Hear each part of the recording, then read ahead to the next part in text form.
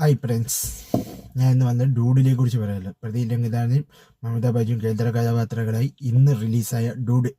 ഇന്ന് ദീപാവലിക്ക് വിജയ് അണ്ണൻ, അജിത്ത്, രജനീകാന്ത് ഇല്ലാത്തതിൻ്റെ കുറവ്. മറ്റു രണ്ട് പടങ്ങൾ കണ്ടിട്ടില്ല, പക്ഷേ ഈ പടം ഡൂഡ് അടിപൊളി എൻ്റർടൈനറാണ്. കോമഡി, ഫൈറ്റ് എല്ലാം. പ്രത്യേകിച്ച് എടുത്ത് പറയുന്നത് നമ്മുടെ 71 വയസ്സിലും ഇത്രയും ആക്റ്റീവായിട്ട് അഭിനയിക്കാൻ പറ്റിയ നമ്മുടെ സരക്കുമാർ സാർ പൊളിച്ചടുക്കി എന്ന് പറയാൻ പൊളിച്ചടുക്കി. ചെറിയ വെള്ളത്തിലും അല്ലെങ്കിലും കോമഡി അല്ലെങ്കിലും എല്ലാം അടിപൊളിയായത് ഡൂഡിനെ കുറിച്ച് എനിക്ക് പറയേണ്ട എൻട്രി, പ്രദീപ് രംഗനാഥിൻ്റെ എൻട്രിയും ആ ബീജിയമും പൊളിച്ചടുക്കി. അതിൻ്റെ ഫൈറ്റ് സീനും ആ എൻട്രിക്ക് ശേഷമുള്ള ഫൈറ്റ് എല്ലാം അടിപൊളിയല്ലേ. എനിക്ക് ഒരുപാട് ഇഷ്ടപ്പെട്ടു. തുടക്കം മുതൽ അവസാനം വരെ ഇൻ്റർവെല്ലൊക്കെ അടിപൊളി ഇൻ്റർവെല്ല് പൊളിയില്ല. ആ ഇൻ്റർവെല്ല് ബ്ലോക്കാണ്. ലിയോയ്ക്ക് ശേഷം ഇത്രയും നല്ല ഇൻ്റർവെല്ല് ഞാൻ വേറെ തമിഴ് പടത്തിൽ കണ്ടിട്ടില്ല. ഇത്രയ്ക്ക് നല്ല ഇൻ്റർവെല്ലായിരുന്നു ഇത്. ഡൂഡില്ലാത്ത ഇൻ്റർവെല്ല് വെച്ചിരിക്കുന്നത്. അതിൻ്റെ BGM എടുത്ത് പറയേണ്ട. BGM ആയാലും മ്യൂസിക് ആയാലും എല്ലാം. ഷാം 20 വയസ്സിൽ മലയാളത്തിൽ വന്ന് നമ്മുടെ ബൾട്ടിക്ക് ശേഷം തമിഴിൽ പോയി.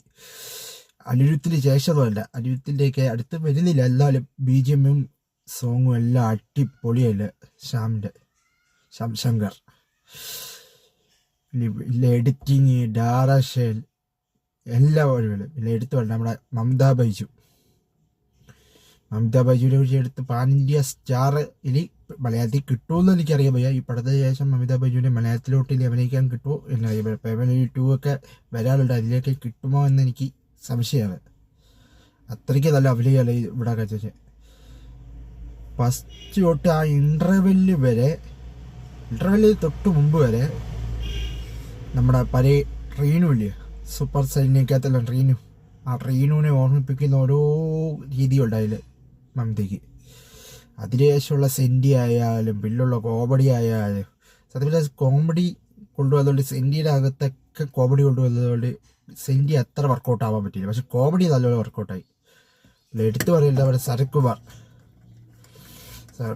സാറ് പൊളിച്ചടുക്കിയിരിക്കുകയല്ലേ.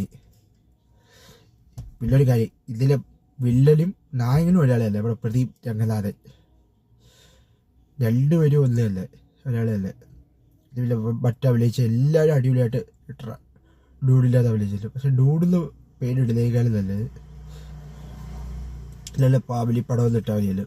ഫാമിലിക്കാർക്കൊക്കെ ഇഷ്ടപ്പെടും. കോമഡി ഉണ്ട്, സെൻറ്റി ഉണ്ട്, ആക്ഷനുണ്ട്, എല്ലാം കൂടെ ചേർത്ത പക്ക ഫാമിലി പടം എന്ന് പറയാം, അല്ലെങ്കിൽ ആക്ഷൻ പടം എന്ന് പറയാം.